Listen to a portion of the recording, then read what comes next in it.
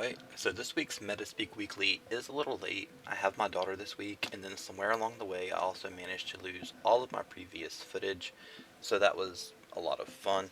But rather than spending another week trying to recreate everything that I'd already kind of recorded had going on, we're just going to keep this one short and sweet and just hit a few things that I think are really worth talking about.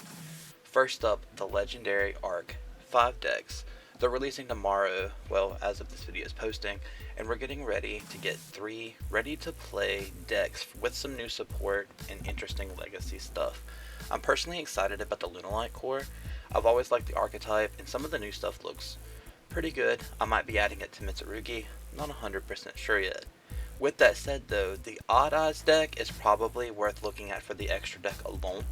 There's some really solid stuff packed in there, so even if you're not planning on becoming one of these weird dedicated pendulum players, there's still a lot of value there in and of itself.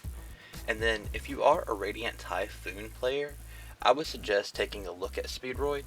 That's all I'm saying. I'm not telling you to do anything. I'm just saying maybe look at it and see if it applies to anything you got going on.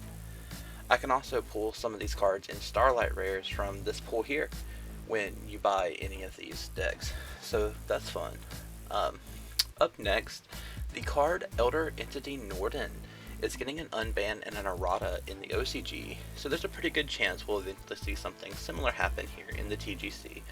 I just ordered a collector's prismatic version myself, and right now the card is basically sitting around doing nothing and costing next to nothing. You can pick this card up for under $1 currently, so maybe, pick one up.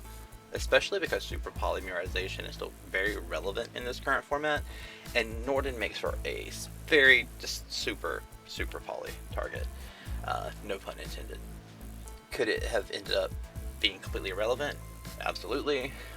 Could you buy them and then Konami does not give Norden an errata and an unban in the TCG? Also kind of absolutely.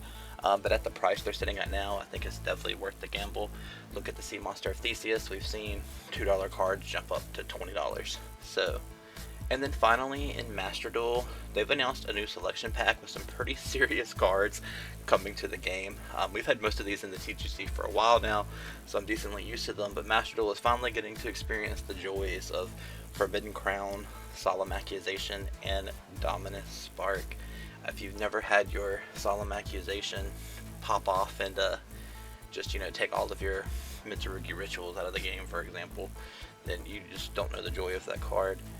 And these cards are extremely impressive in the right hands, with that being said, which is really interesting if you remember that Master Duel is still just kind of a mountain of generic Omni Negates, Borlo, Zapdos Dragon, Defleur, for example. So yeah, that should be a lot of fun for them. I'm sure everyone's going to have a wonderful time and nothing bad is going to happen here.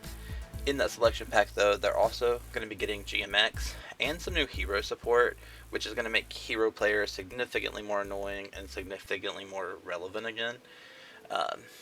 And honestly, I am starting to notice kind of a trend here, and honestly, it's not a bad time to be an anime deck enjoyer. Lunalight support, Odd Eyes, Hero, Sacred Beast, Yugi Slop. Konami seems to have collectively decided that the anime kids deserve to eat for a while, and honestly, I'm kinda here for it.